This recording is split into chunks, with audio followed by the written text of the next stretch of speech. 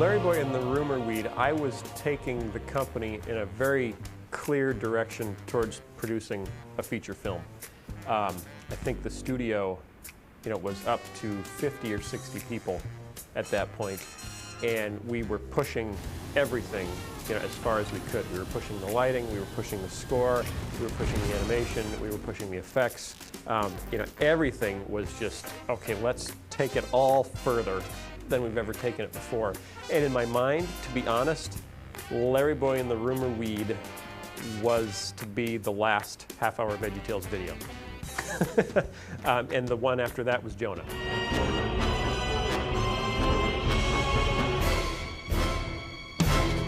We started Rumor Weed as sort of practice, for making a feature film. Just really starting to concentrate more on cinematography and lighting and just how we frame the shots and making it more film-like. At that point, we're really starting to learn the craft, and had enough people, and we're hiring the type of people, the type of artists and technicians to really do great work. I remember I was working on the design for the Rumor Weed, and we were going back and forth with how scary she should look and how funny she should look. And I just remember I was doing a scary drawing of the Rumor Weed, and my son came up to me, and he was just a little boy at the time, and he just kind of ran off. So I said, okay, that was a little too scary, so I better work on this a little bit more. The first time we actually color keyed a show, and that means to go through sequence by sequence and decide what the design for the actual color will be, is on Larry Boy. And we took a bunch of storyboards that were already pre-drawn by Luis Contreras, and I just started to add some color to them. I believe Dan Lopez did some of that too. And we just designed the color from sequence to sequence to try to lead the characters a little bit more emotionally, as an emotional beat throughout the story. Everyone, listen to me! The Rumor Weed had a crowd scene, and for some reason we thought we needed a wide variety of vegetable species represented in the crowd. It was a metropolitan city, very diverse. There's like 1 million different designs and characters that come in there. But everybody on the staff was just so into it, and they had all these really awesome ideas and all these visions, and everybody wanted to have something in the show. So we had all these people come up with different ideas, so we started to do different looking vegetables, and it was so funny because all these new characters just come on for that one shot and just really add so much to it. It was just a lot of fun to work together. But also, they were worried about filling the space, so they decided to throw in a pumpkin, just to take up a lot of space, and these mushroom people that had, big heads to take up a lot of space. It was a lot of work, just to build and dress all of those. That was our first and last highly racially diverse crowd scene. And so by the time we got to Jonah, we'd learned just peas and carrots, man. Peas and carrots. And just cut and paste, different noses, different hats, but peas and carrots. Don't go messing with pumpkins and onions and all sorts of stuff. That's a nightmare. The scores, by far the most complex. We ended up recording an 80-voice men's choir, at Kurt's alma mater, his college that he went to in Iowa, and a full string section, and it was just, it was the first time we said we need to do a soundtrack album. We really wanted to take it to the next step. So we actually decided, let's bring in some string players. It's just such an emotional instrument. It's going to add a lot of drive to the show. So we brought in 12 or 16 string players and recorded those.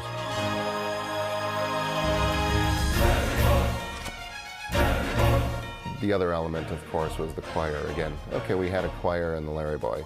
Well, how can we take that up a step? Instead of 12, how about 85? So I went back to Luther College, my alma mater, and asked an old friend of mine, Tim Peter, if he had any ideas. And he said, yeah, we've got a men's choir here, the Norsemen. That sounds good, doesn't it? The Norsemen, 85-voice men's choir. It's one of the largest, if not the largest, men's college choir in the country. And he said, oh, they'd love to do this. It would be a fun project. So Adam, our audio engineer, and I went out, road trip to Iowa. Woo! I think they had an indoor pool at the hotel, though. That was nice. And so we had 2 days, got these guys in the evenings, in the choir room. If we were in a fancy studio, you'd have headphones for everybody to hear the music. We didn't even have that. So I would have headphones with the click. I'd take the pitch, and so the choir would be singing a cappella. Couldn't hear anything except themselves sing their phrase. We'd get it recorded, and then later I'd drop in the orchestra to fit with the choir. I remember listening to the rough takes of that, for the first time they came back from Iowa, recording this 80-voice men's choir, and just putting the tapes in and listening to them. Okay, everybody, version 12. Larry boy, oh. It did all these things completely random, completely loose, but it was so huge. Like, I can't wait till that all comes together. Rumorweed, the character of the Rumorweed, was a fun addition. We had to come up with a sound for her. So I used my trumpet, and it sounds like we used a wah-wah mute, Harmon mute, which you can kind of wah-wah-wah, get some sounds on. But we actually ran the trumpet through what's called a talk box. A lot of guitarists use it for some interesting solos where they actually send the sound back through their mouth, and as they're talking, the sound is being shaped by their mouth. So you get this wah, wah, wah, wah sort of sound. So actually, when you listen to those parts, you'll actually hear, instead of just a trumpet sound, it's actually saying things like Rumorweed and those sorts of things. It's kind of in the background there, but it's a little fun idea that we had that I've never seen used on a brass instrument before. I remember some of those late nights I was at the office by myself writing, and we had this box just sitting under one of the desks, and it was full of fan mail that got sent in. We hadn't gotten through all of it or hadn't posted it yet. And I just leafed through it, and that's when a lot of times it would really strike me the impact that we were making.